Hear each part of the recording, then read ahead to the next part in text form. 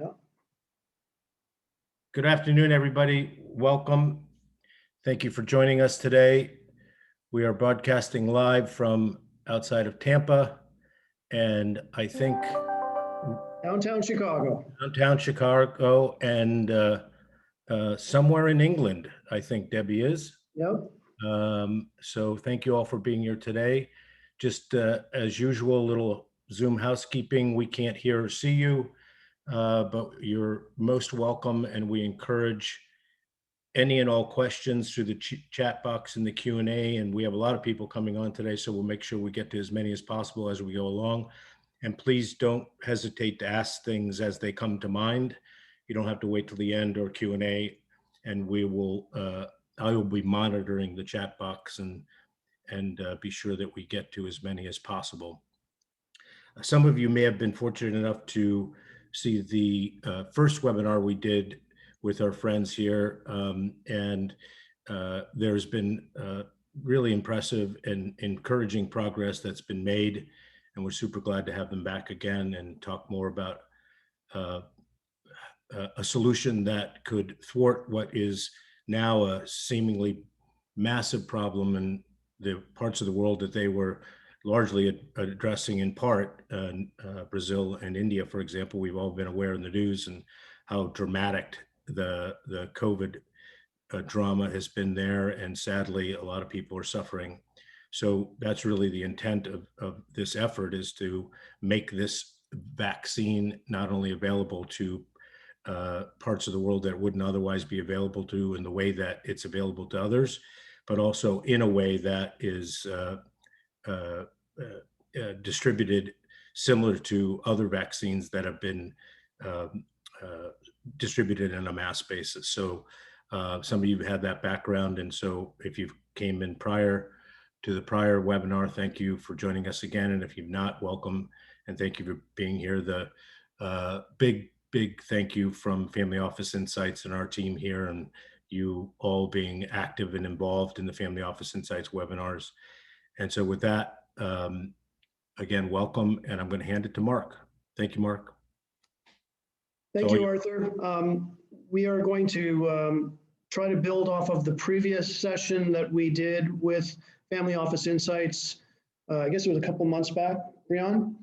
And we're going to let Brian kick it off as our CEO of Refana. Thank you very much, Mark. And Arthur, I'd like to thank you and the team at Family Office Insights for once again inviting us back and organizing a tremendous facility for us to reach people. So we're broadcasting here from the University Club in Chicago. The relevance of being in Chicago will come out a little bit more in the course of this presentation. We're also joined by, in addition to Mark and myself, we're joined by other colleagues on the team, Debbie Fuller, who's based in the UK, and Dr. Philip Schwartz, who's also here in the United States. So without much further ado, let me go to the subject matter today, which is about developing a safe, effective, and low-cost trivalent vaccine. So let me start with those keywords. The trivalent is a very specific theme because it means we can simultaneously directly address 3 different strains of the vaccine, or mutations of concern. For instance, the Brazilian, the South African, and the British. Whereas other vaccines only directly address 1 variant at a time, and indeed all existing vaccines are based on the original Wuhan strain. Clearly, it has to be safe and effective, and low cost is a key design issue for us as well. So all of this will be addressed in due course. And we'll also discuss the nature of a vaccine as a whole inactivated viral vaccine and compare it with other vaccines in the market further down the presentation. I'd like to start just giving you an overview on who is Refana. So Refana is a Delaware incorporated C company. It's focused specifically and only at this point in time on the COVID-19 challenge. And as you'll see from the bullet points, and as I mentioned, the target of having a trivalent vaccine is to directly address 3 different strains simultaneously. It's not booster shots, it's not a top up, it's not you get one now, but you need another one 6 months later. It's a direct attack on 3 specific and different variants. And secondly, it's a platform technology, because as a platform technology, as any one of the 3 strains of greatest interest recedes, disappears, and something else becomes forward, for instance, some of these mutations out of India looking of tremendous concern, we can use the platform to swap in or out any one of the mutations so that we can continue to address 3 variants of the greatest concern, but there may be different ones from time to time, depending on what is happening out there. We also have a very, I think, innovative approach to manufacture. It's modular based, and it means it can be actually positioned in multiple countries around the world, which is becoming a crying issue for many, many countries. The countries, basically the sort of disenfranchised countries in a sense, who've not been able to access vaccine, have not been able to get the raw materials, have been subject to export constraints out of the United States for materials or India for finished vaccines. And so there's a large number of middle income and lower income countries who've been, to a certain extent abandoned at this point in time. And that total population actually amounts to about 4 billion people who currently have very little visibility as to availability of a COVID vaccine. It's great for us here sitting in the United States and Western Europe. I'm holding up my CDC card. We all have these. We've all been vaccinated. In fact, the Refana team, I think, covers the gamut of all of the approved vaccines between here and Europe. And thank God we're all doing well, as I'm sure and hope all our audience are as well.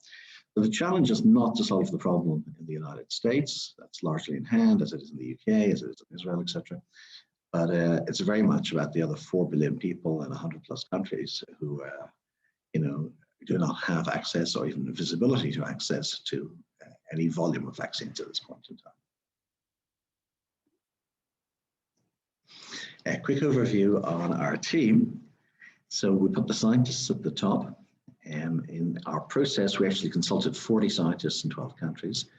And this has been led by our Chief Scientific and Medical Advisor, Dr. Philip Schwartz. A quick background on Philip. He spent about 14 years in the Harvard Medical School, initially doing his PhD, MD program there, becoming a research scientist, teaching on faculty, being involved in research projects at Dana-Farber. In addition, he also studied immunology at the Weizmann Institute in Israel, and he worked as a research assistant to a Nobel Prize winner in medicine. Subsequently, he's worked in industry at Merck, Serona, and Endo Pharmaceuticals before setting up his own biotech company, which is now listed on the NASDAQ. Alongside Philip, we have Dr. Stefan Paul. Stefan is one of Europe's leading vaccinologists. He's the head of a major school of vaccinology, major academic programs. He's also the hands-on head of a major hospital, the immunology section, and he's one of 2 advisors in vaccines to the French government during COVID. I'm the CEO and co-founder of the company together with Philip, and Mark, who'll be leading this presentation with me, joined us as our lead investor in November. And has been a very hands-on and very helpful participant as we go forward. So the final thing I should update you is the work that increasingly has been focused in Chicago. We're working with the Illinois Institute of Technology Research Institute in Chicago on the second and final preclinical tests on animals of the Trivalent formulation. And then we move across town here in Chicago to the Cedar Cross Research Institute, where Dr. Danny Sugimoto and his team have been conducting stage 3 clinical trials for 25 years. We've worked in about 400 trials with all the major pharma companies, and have recently actually worked also in vaccine trials for other COVID vaccines. So having given this a high-level overview, I'd like to ask Mark next to give us some analysis on what's happening with the pandemic worldwide. Greetings, everybody. Mark Tershan here. We are broadcasting live from the University Club in downtown Chicago. We appreciate everybody joining this call. Wanted to just give you a bit of a framing of the kind of situation, as Arthur had mentioned at the beginning, and as Brian has also talked about, where do we stand as it relates to the pandemic and this whole situation with COVID-19. I'm going to start with probably the more complicated of all the charts, which is this chart talking about the 10 emerging truths about COVID-19 that we kind of put together based on our observation. So let me just walk through these fairly quickly. First point, pandemic is not over. As we've talked about, there are waves continuing to rage in India and other Southeast Asian countries. Nepal and others are starting to pick up what's going on in India. Brazil is in bad shape. Canada, my home country, is actually running in some challenges. Their per capita case rate and death rate is probably at this point higher than it is in the United States at the moment, partially because they didn't get access to vaccines as early as the United States did. There's this term in the biotech world of selective pressure. That means that the viruses continue to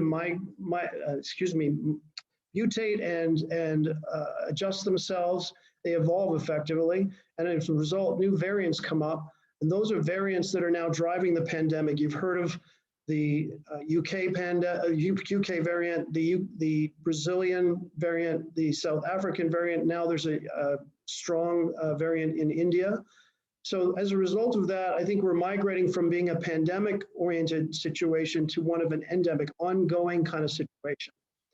Third point is that while we're winning a lot of battles around the world on this disease, in the UK, in the US, and other countries, Israel, there's still no way that we've won the war.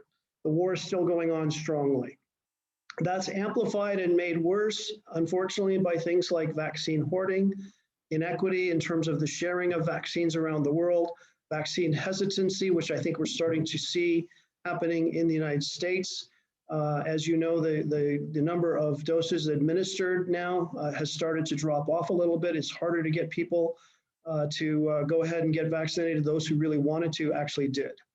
As Brian mentioned earlier, when you add it all up, and we've done a number of analytics on this, the actual number is about 4.2 billion people in the world have no visibility at all to any existing vaccine solutions at this point. Unfortunately, and we've heard the term of herd immunity, the goal of trying to get to herd immunity is a great goal. It's an appropriate goal. It's probably going to be unlikely. This thing, back to the endemic point, is going to migrate into becoming like a flu, almost an annual event where we're going to have to provide some kind of vaccinations on an ongoing basis across the world, literally. As you know, there are a number of highly engineered vaccine solutions. We know all the names of the companies that have been approved. We'll talk a little bit further about that shortly. Those are all necessary. Great work has been done in the last year in the United States, in England, and other parts of the world. Those are all necessary. They're not sufficient, unfortunately. An unfortunate point also is that the caseload and death count is likely a lot higher than what we're seeing reported. Most recently, the University of Washington did some modeling work where they suggested that the likely world numbers are about 2 times worse than what we've seen reported. In India, it could be even worse than that. We'll talk a little bit about that in a second. In terms of the market, if we think of Refana as a potential provider of solutions, an actual provider of solutions ultimately, there's a number of studies that have been done. We actually estimated it ourselves over the next 5 years as being about a $150 billion market. The most recent market study that we've seen suggests a number of $157 billion over the next 5 years. So there's a big market out there. It's gotten bigger over time, given the fact that this thing is extending. It's not likely going to be gone in a year, might not be gone in 5 years, but that's the numbers that we're working with. And even the good news, as you'll see later on, is even if we get a decent piece of that quote unquote market and provide vaccine solutions to try and help solve this problem, that's actually a very, very highly attractive financial opportunity for everybody that's on this call. Last point, which is building from others that have said this many times, no one is safe in the world until everyone is safe. So that's just a quick backdrop. Let's now talk about this in a little bit more specific detail on a couple of graphical slides. The first one is what is known as the 7-day moving average caseload, the number of cases in the world, shown by various countries here. This is done by the Johns Hopkins folks at the Johns Hopkins University. Unfortunately, as we said earlier, the worst case scenario right now is Brazil, and that's the thing that we've highlighted in the red circle here, or the red oval. Right now in the world, there's about 160 million cases that have been registered around the world, 3.3 million deaths. That works out to about 6,500 deaths per day over 72 weeks since we've been in this pandemic. In the United States, the number is about 33 million cases, about 590,000 deaths recorded so far in the United States. In India, they just hit 250,000 deaths recorded. They had over 4,000 deaths yesterday, which is the highest they've recorded in a single day. So that's their current quote unquote record. What's amazing about what's going on in India, which speaks to the spike you see on the screen on the right side, is that right now they represent half the caseload in the whole world on a daily basis. And in 21 days, because of this big spike that has happened, they had 6 to 7 million cases appear in 21 days in the last 3 weeks. Brazil's also in big trouble. Other parts of Southeast Asia, as I said, are in big trouble as well.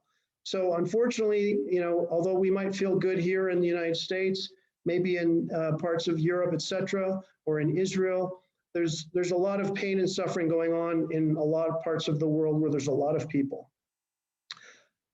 There's some good news, though. That is that there's a lot of vaccines that have already been administered.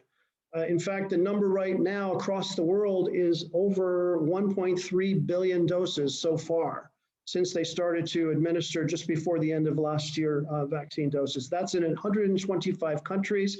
This graphic shows you the number of cases per 100, the number of vaccinations per 100 people. In some cases, like in Israel, UAE, it's over 100. That means that they're now, getting past the ability to have vaccinated everybody and are starting to do multiple vaccines because of the 2-dose administrations that are part and parcel for some of the existing solutions. There are, unfortunately, a concentration, though, of these vaccines. If you look at the United States, the United Kingdom, India, China, Brazil, and the EU, those 5 countries plus region add up to 80% of these 1.3 billion doses. So the vaccines are being administered, but in a pretty focused way across a selected set of countries. Unfortunately, Brazil, India, and we don't know much about China, but Brazil and India, as I said previously, are not doing well, despite the fact that they've got a lot of vaccines out. As a percentage of the population, it's extremely low. You can see them both at the bottom of this chart as far as number of vaccines per 100 people. The last point to make as far as the situation is that there's a lot of gaps that still remain. And in terms of the actual number of orders for vaccines around the world, as far as firm orders, there's over 9 billion doses that have been firmly ordered. There's another 8.7 billion doses that are on option, currently not formally purchased yet. That's across 81 countries in the world. The unfortunate part, which is the blue bar at the bottom of these 2 bars, 50% of the world, representing the doses anyway, of the US, the EU, UK, Canada, Japan, and Australia, only covers about 1/8 of the population of the world, about 1 billion people. That orange bar in the middle, rest of the world, including the COVAX sort of joint alliance to try and provide vaccines to underdeveloped countries, represents almost 70% of the population of the world. And then China has done a reasonable amount of vaccinations, but that's a small piece of the overall puzzle for a big part of the population. This is where you get to when you do the math behind this chart, that there's still approximately 4.2 billion people in the world who are still having difficulty with having any vaccine availability or access to any vaccines in the world. So the situation is kind of good news and bad news. Mostly, though, the point is that the war is not over. There's still a lot of battles to be fought. And we believe that this company, Refana, has a great opportunity to really join in on the battle. Let's now talk a little bit about the types of solutions that are out there and where we fit into that spectrum. And we'll talk about the Refana solution in a little more detail. Thank you very much, Mark. Great overview on just how serious this pandemic is and how it is unfortunately very likely to continue and unfortunately may even get worse in certain geographies. What I want to address now is the different type of vaccines. There's really four main categories, starting with the whole virus-based vaccine. This is the traditional type. It's what, for instance, Jonas Salk invented originally to address polio. And there's been tens of millions of that type of vaccine administered worldwide over 5-6 decades, unparalleled safety record. And that's, you can see, been the focus of the Chinese and Indian development, Sinovac and Sinopharm being the two major Chinese players, and Bharat Biotech being one of two providers of vaccines in the Indian market today. Valneva is a European company. It's French, but has a factory in Livingston, Scotland. And it's been very much embraced by the British government to bring a whole inactivated viral vaccine to the UK market, and also looking beyond into some of the European markets. The other three types of vaccines are all relatively new and relatively unproven. And interestingly, when Monsif Slaoui was running Operation Warp Speed, he chose these three types to support. Almost $12 billion of total investment in the Operation Warp Speed program, a lot of which went to 2 manufacturers per category. So that was the US government policy, was to take these three categories, the viral vector or adenovirus, the protein subunit, and the mRNA, and then to back 2 horses in each of those 2 categories. There were 6 companies backed by Operation Warp Speed. Now, I guess at a very high level, the mRNA vaccines, which had never been used previously in any human medicine vaccine, have proven very successful. I think it's fair to say that Pfizer is probably the market leader, followed closely by Moderna. Pfizer itself, of course, procured its vaccine by doing a deal with the European BioNTech company who had developed this technology. And they're getting very good results. So if you're sitting in North America, these are the primary vaccines. If you're sitting in Europe, they're one of the primary vaccines. And they seem to have produced very good efficacy numbers. Of the other categories on the slide, the protein subunits have slipped. GSK Sanofi, their initial candidate didn't work out satisfactorily, and they've have made some further tests and developments. Merck pulled back a bit. Novavax was looking promising in early trials, but its dates have slipped from Q1 to Q2, maybe now Q3. So, not as much success, let's say. The protein subunit vaccines haven't really got to market. The adenovirus vaccines have got to market. AstraZeneca has faced a range of issues. Ultimately, the most serious one has been the blood clots. It seems to be pretty well established now that there's a very small risk of getting a fatal blood clot, or potentially fatal blood clot. I think about 30% of the people who got it did have died from the AstraZeneca vaccine. And this has led to a lot of cancellations. It looks like the EU will not renew that contract. The African Union just recently cancelled their AstraZeneca contract. So we see there are some concerns in that space. It's not that statistically it's a bad vaccine. You could say the risk is small. But for those people, largely perfectly healthy younger women who have got the fatal blood clot and died from it, there's really no answer when you speak to their families to say why they should be the unlucky number when there are other vaccines available that do not cause these side effects. We turn to the key issue for us, which is the whole viral-based vaccine. As you'll see, Sinovac and Sinopharm are Chinese. Bharat, it's in India. Valneva has a program progressing in the UK. It'll be another 3 to 6 months before it gets to market, but it's progressing well. There is no candidate from the United States or North America in the whole viral vaccine category, even though this is the most traditional, best proven and safest technology. And that's what Refana is filling here. We didn't put the Refana name, we put our name, on top of that column in bold. And the differentiation between us and Sinovac, Sinopharm, and Bharat is that they are all based on the original Wuhan strain known as the D strain, or in the United States it's known as the W1 strain because it was first seen in Seattle, whereas we are working on later strains. Our first vaccine we developed was based on the G strain, which replaced the D strain, and we're now working on a new trivalent platform, which will combine together the three most serious variants of interest. Currently, they are the Brazilian, the South African, and the UK. As I say, we're closely watching what's coming out of India, so that could evolve further over time. Efficacy, you've all heard the very good efficacy figures from Pfizer and Moderna out of the clinical trials. What's really significant is not the clinical data, but the real world data.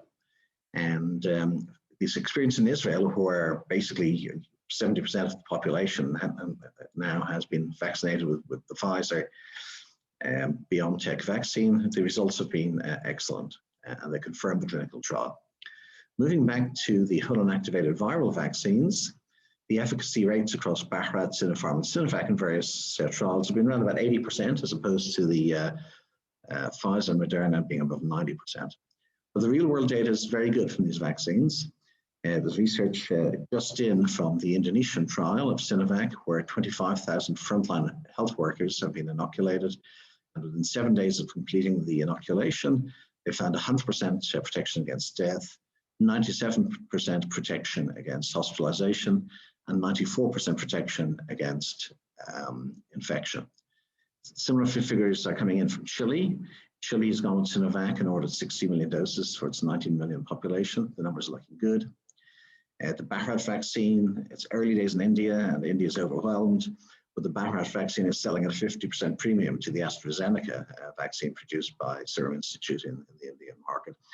So the data is good, very good on these vaccines. The World Health Organization in the last 10 days has now approved the Sinopharm hull-inactivated viral vaccine for global use in the WHO programs, which is really all of the lower income countries. So we're in that category, as I say. Our differentiation, as you can see, basically is twofold. One, we are being developed in the United States, working with leading research institutions here in the US, seeking FDA approval, and also looking to potential partial US manufacture some of our volume in the United States. So that's a distinctive positioning based on the high scientific and regulatory standards in the US compared to some questions about levels of transparency in some other countries. And then secondly, we're going beyond simply having a vaccine based on the Wuhan strain by having a vaccine based on not one, but three strains, and all three strains being much more up-to-date variants of the greatest concern. Here is the target, and the way this addresses Mark's slide earlier of the challenge, what's happening, the problems we're seeing with the pandemic. So as I've emphasized, being trivalent means we can directly attack not one, but three of the greatest variants of concern in a single shot. It's safe, there's no question, it's clear from all the data that the safety data, both on administration, is much better on the WIV vaccines than any of the other newer vaccines, and also reported side effects much lower. The platform technology has said the fact we can actually use it to switch variants quite quickly. It's an easy to distribute vaccine. It operates the same as the polio vaccine, which has been administered worldwide for several decades, so everybody's familiar with it. It's good in a normal refrigerator, like a kitchen refrigerator, for 6 months to 3 years. It's a relatively low cost of production, about $1.50, may even be less with substantial volumes, which means you can sell a vaccine like this profitably at a price of $3, for instance. It's effective. This is an important point. It uses the whole virus. All of the other vaccine types are based on just using the spike protein. Spike protein is maybe 25% of the total virus. The immune system recognizes the total virus, the other proteins, the M protein, nuclear capsid, etc. And therefore, you've got a broader protection, and it's expected greater long-term protection from using the whole virus and not just the spike protein. And as we see as it mutates, these mutations, a lot of them are on the spike, which will make spike protein-based vaccines potentially less effective to new mutations. And in that sense, we're somewhat mutation-proof, which is obviously a very key aspect going forward. And we'll show in the next couple of slides also how it's relatively fast and easy to produce as a bulk vaccine. Here's a quick graphic for our trivalent vaccine. You can see the concept. The world started with D, it moved to G, and now these are the three greatest vaccines of concern worldwide. potentially outside of India. As I say, India, we need more genomic sequencing information to know exactly what's happening there. There are reports of some dangerous looking new variants. We don't really have the volume figures on them yet because of the lack of adequate testing. But that's a nice graphical representation of how our trivalent vaccine can target 3 primary strains in a single shot. I said I'd touch on manufacturing. It's obviously of interest to people. And a lack of local manufacturing has been a tremendously sensitive international, political, and strategic issue now. Vaccine hoarding, vaccine nationalism, vaccine diplomacy, export controls and restrictions. A lot of countries are suffering who, are in the wrong place. And that could be a country like Canada, not just a country like, say, South Africa or Nigeria or Kenya or, other countries in Asia or South America. So we've addressed this by designing a modular manufacturing approach where we have an efficient manufacturing size of 40 million doses per annum. So our plant is a modular, self-contained, using the latest bioreactor technology, which is many self-contained processes, less labor input and less risk of human error as a result. And this can also address this burning issue worldwide for local production.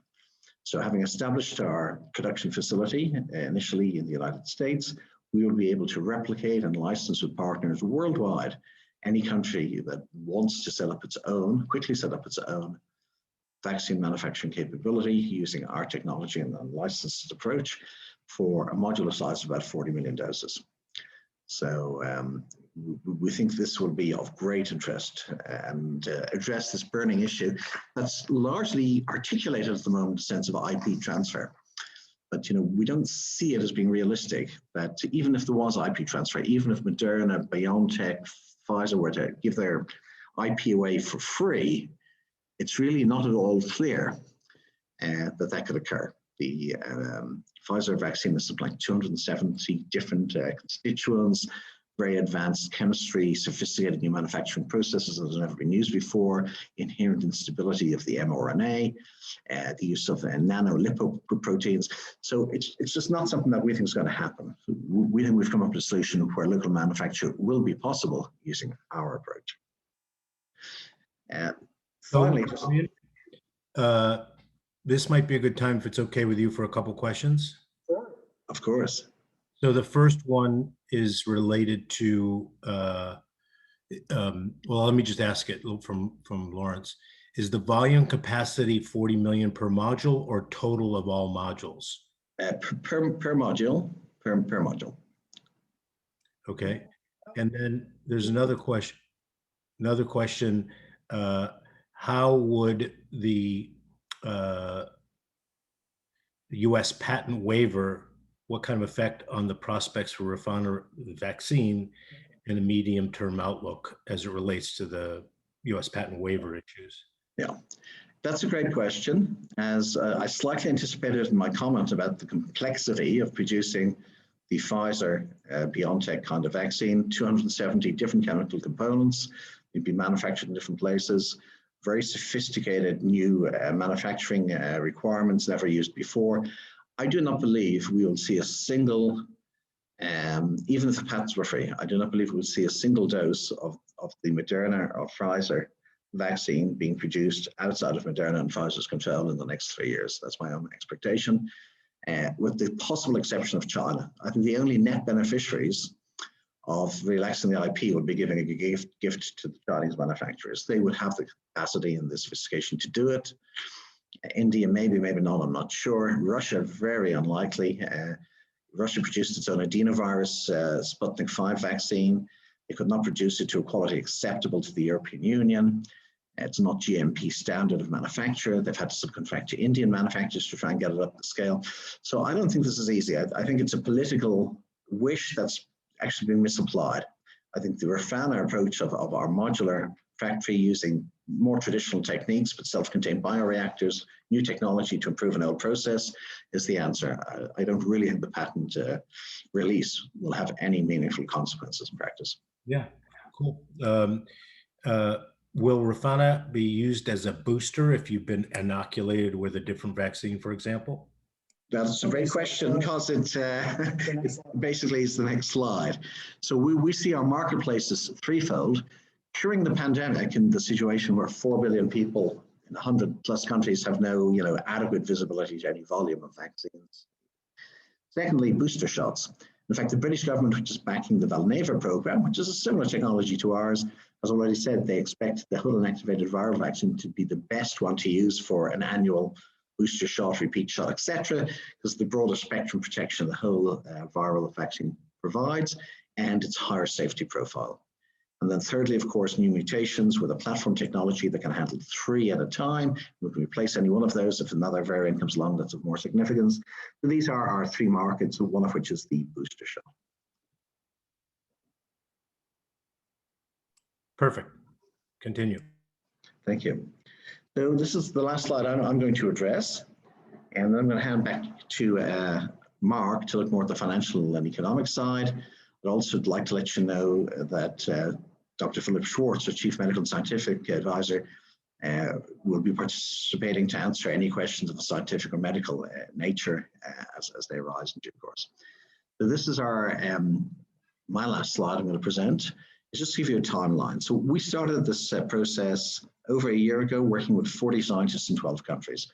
We ran it a little bit like an open source software project with tremendous input from a lot of people. It was all openly shared. There was no, IP or secrecy or NDAs or confidentiality at that stage. It was like beat the bushes, speak to all the experts, get the best ideas and input.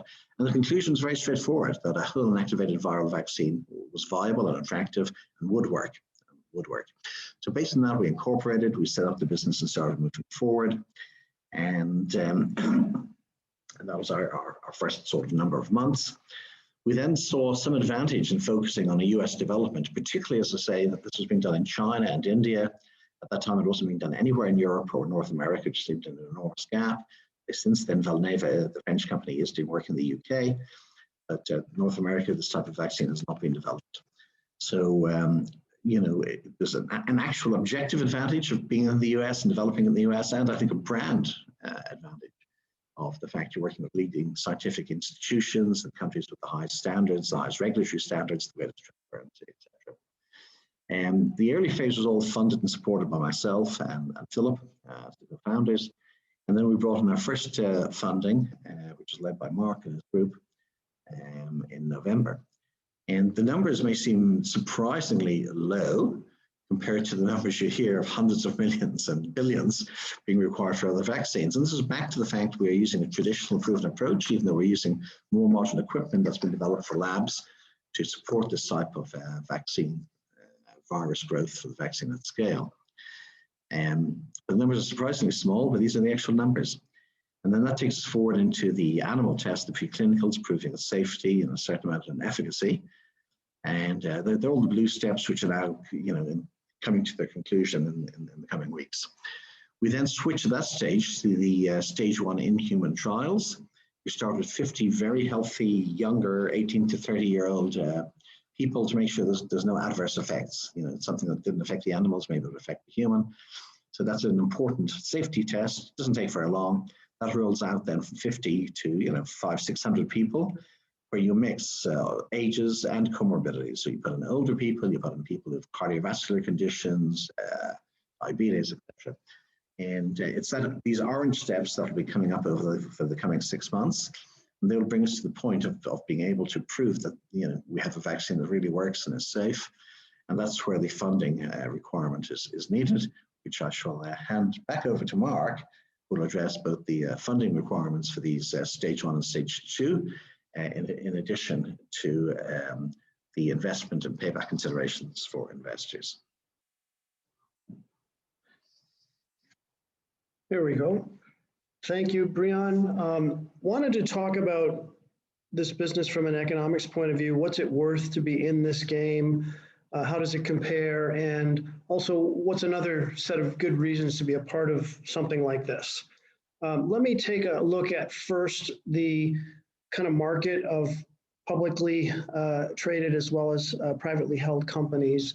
And we did this analysis way back at the initial workshop with Arthur and FOI, where we looked at the 12-month gains in value across a number of different biotech, and other related companies who are involved in the attack on the COVID-19 virus from a pandemic point of view.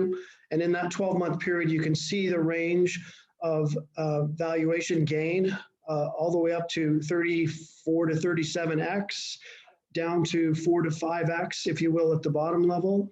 The guys in orange on the screen are essentially WIV players. So that suggests that as a WIV player for us, there's an opportunity for a real potential value improvement and value creation. One thing to remember in the biotech and the pharma world is that there's a lot of volatility in this space. Right now, for example, Novavax, which shows back in February as being a $16 billion company, is down currently at about a $9.5 billion company. You may have heard part of that has been driven in the last 3 days by the fact that they've decided to delay their application for emergency use authorization for their particular protein-based vaccine solution, as well as the fact that they are delaying the ability to manufacture that vaccine. This goes back to Breon's comments about manufacturing is difficult, especially the more highly engineered you get. So they've had some issues. In fact, Novavax has never ever produced a vaccine in a production environment. They've always been more of a research and development type company. They've made major promises. This is not being critical, but they've made major promises to sell billions of doses of vaccine to a number of countries around the world, but they don't have a lot of experience themselves, and their particular solution is not necessarily the easiest to produce. So they actually announced a few days ago this delay, and their valuation dropped significantly. So the key point, though, is that you can see there's a lot of, if you will, comparables, as we call them here, for which there's a potential good valuation gain. And I think the key point in all of this, is ultimately the notion of what I would call implementation and excellence in implementation, and being very, very focused on strong execution around their implementation. Those that make mistakes are getting punished. If you can succeed and you don't make mistakes, you'll do well. If we look at this from a Refana point of view, everybody has to have some sort of a pro forma. So we ultimately put together a very simple scenario. Let me just lay this chart out for you very quickly. This is a chart that shows us going from essentially what we called in our production discussion earlier, 2 modules of production, 40 million doses per year times 2, so 80 million doses in 2022 on an annual basis, up to 240 by 2026. So this is a 5-year model.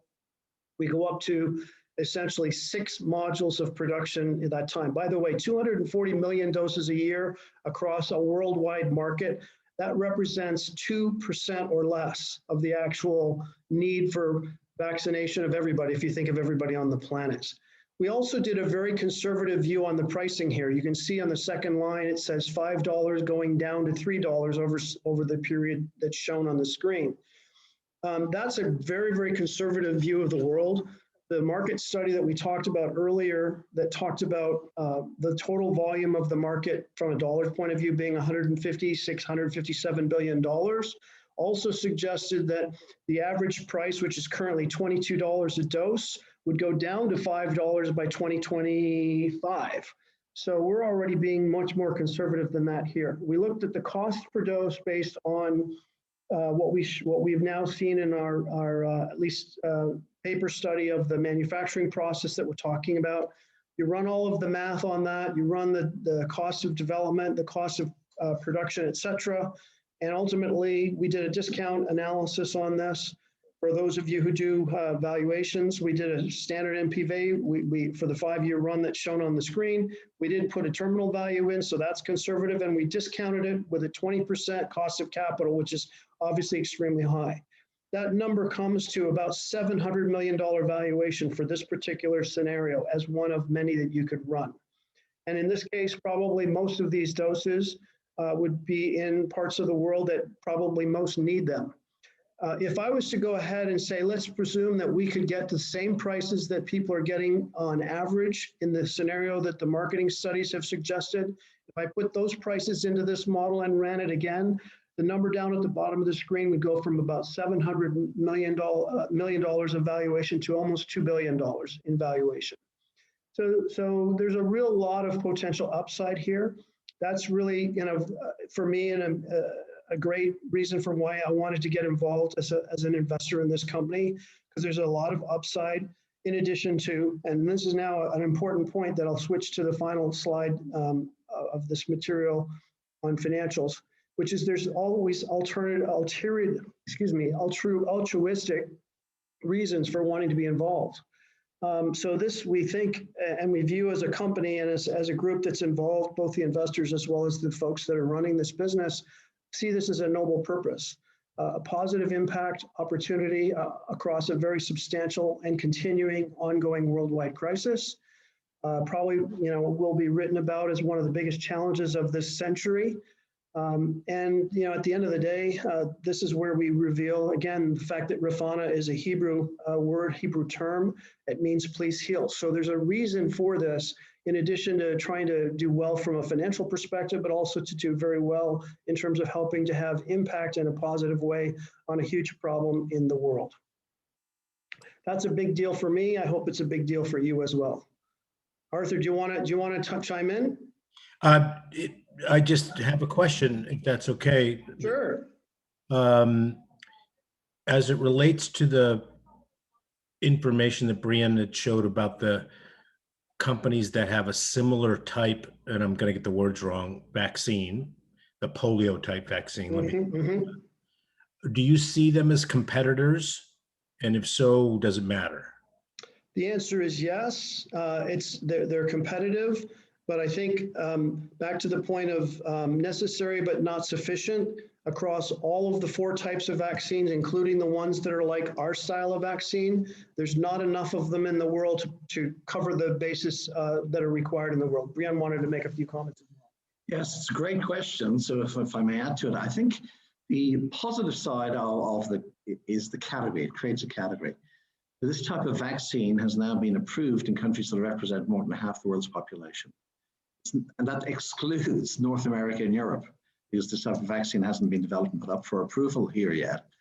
But for instance, the US is the only one of the 7 most populous countries in the world who haven't already approved this type of vaccine. So they're beneficial to us in terms of being creating the category. If you see the mRNA as being the clear market leader in North America and Western Europe, that's the case. That's Moderna and Pfizer. If you analyze who are the market leaders currently outside of North America and Western Europe, it is our category of vaccine. The Chinese are currently the major provider to, in limited quantities, they don't have enough, but they are the major provider to about 70 other countries in terms of any vaccine they're getting that those countries want to receive. You have to remember AstraZeneca has taken a pretty serious knock, and a lot of its contracts have been cancelled. So the Chinese makers of our type of vaccine are the major player in the other part of the world, the other 4 or 5 billion people. So, it's good for our category. We think it'll have a competitive advantage because the brand will be, US-backed, approved, manufactured, science done here, high standards, highest transparency, and also trivalent, 3 strains, and up-to-date mutations. So I think, yes, it's good to have competition. It creates the category. It's creating credibility. But within our category, I think we will be the superior product, the brand leader. And all those competitors have single strain solutions as opposed to... That's correct. Nobody else is, as far as we know, nobody else has announced a multi-strain, multivalent, as they call it, solution. And they could, but they would just be behind the curve.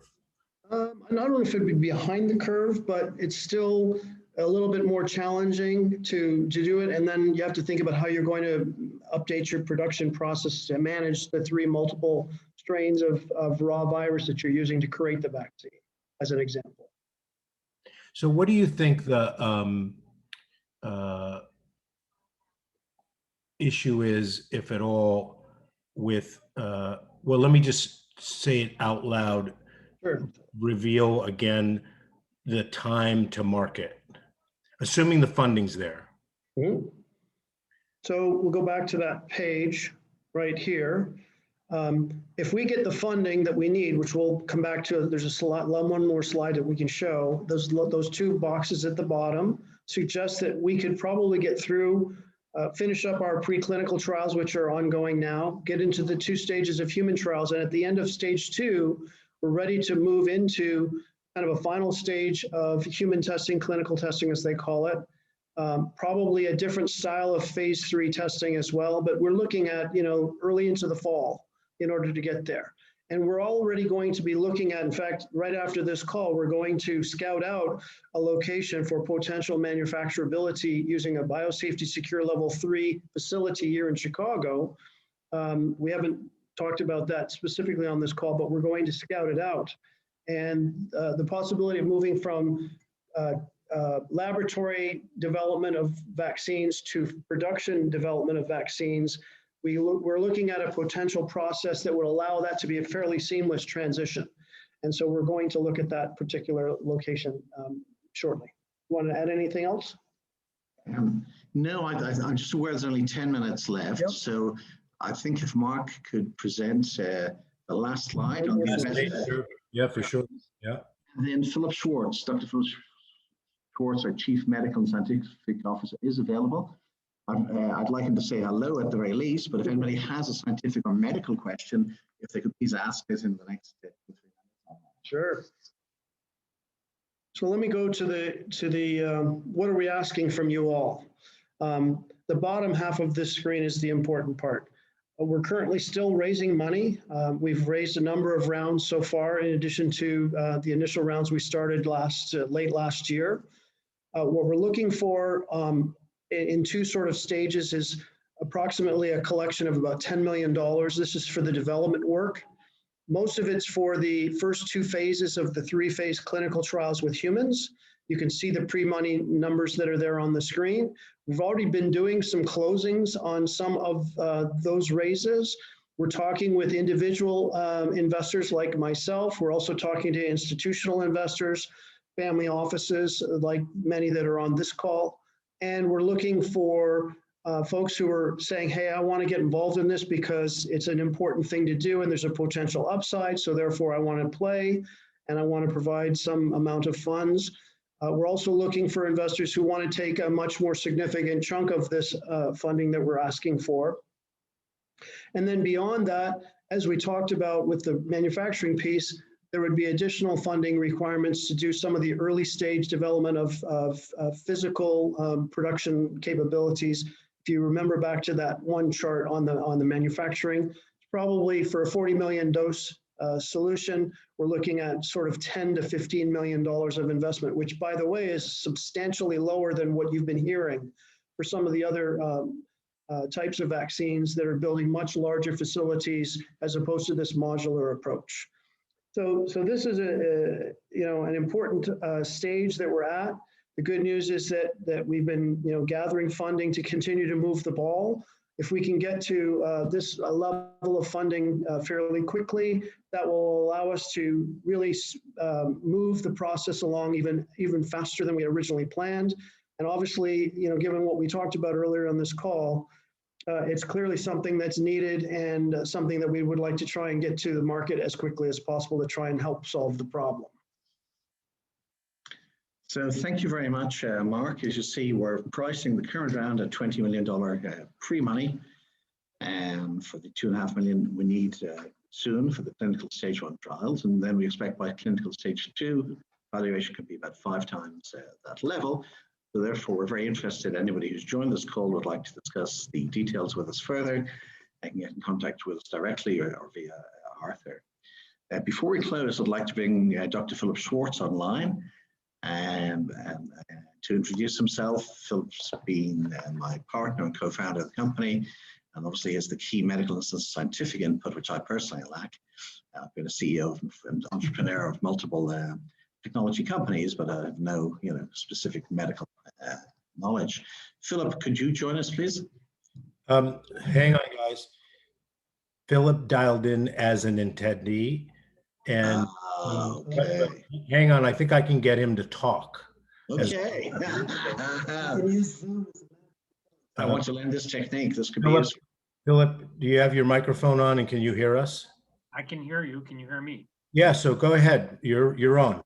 It's a pleasure meeting everyone. I'm sorry my flight was delayed. I'm sorry I was unable to come onto the call as an attendee. I wanted to just say that I think it was an excellent presentation, and I wanted to add just one or two additional points which I think are critical in terms of the trivalent vaccine as well as the approach. As Brian mentioned a number of times, and as well as Mark, this is a proven technology that's been used in over 100 different vaccines worldwide in billions of people over the past 70 years. And the utilization of a whole inactivated virus allows for essentially cover of all the different variants that are coming out there. Now, perhaps it's not 100% effective, but the critical thing is not to be 100% effective, but rather to really shift the curve, because in infections and in pandemics, what you want to do is you just want to reduce the overall load, the overall burden, and then the virus tends to decrease in number on its own. And so therefore, when you're coming in with a trivalent vaccine, you're coming in with something that is really very, very special in the sense that it has incredibly broad coverage and the ability to deal with even new strains of virus, which we haven't even anticipated or haven't seen as of yet. So with that, I'd like to say that I think it's a really interesting opportunity. I hope the pandemic goes away very soon, but I suspect that it's going to be around for quite a big time to come. And if there's any other questions, please feel free to write me offline. Perfect. Thank you. I'm glad we were able to do that. We do have a couple other questions. Can you talk a little bit more, Mark, about and I'm going to ask the question as it was asked. Can you clarify or explain the funding versus pre-money? So pre-money is no longer pre-money because you raised money. I just wanted to ask the question the way it was asked to see if you guys understood it better than me. And Max, it's no reflection on your question. Nope. So basically, if the round now raising 2.5 million is at a pre-money of approximately 20 million, then the 2.5 million will purchase 12.5% of the company. So that's the ratio between the pre-money and the actual cash being raised in the round. 2.5 is 1/8 of 20 million. So it's approximately 12.5%. When you raise new money, it's self-dilutive because the share base expands, so actually it's a little bit less, it's maybe more like 11%. But that's the one figure's evaluation, the other is an amount of cash actually being raised. Right, so we have one more question and then we'll wrap it up. Are you also looking to sell the manufacturing components, equipment, supplies, and IP for Third World and others to manufacture on their own Refana vaccine? Yes, indeed. There's this huge pent-up demand now worldwide, very politically sensitive, very strategic to have capability. We want to step into the breach and meet that need by licensing a solution to such parties.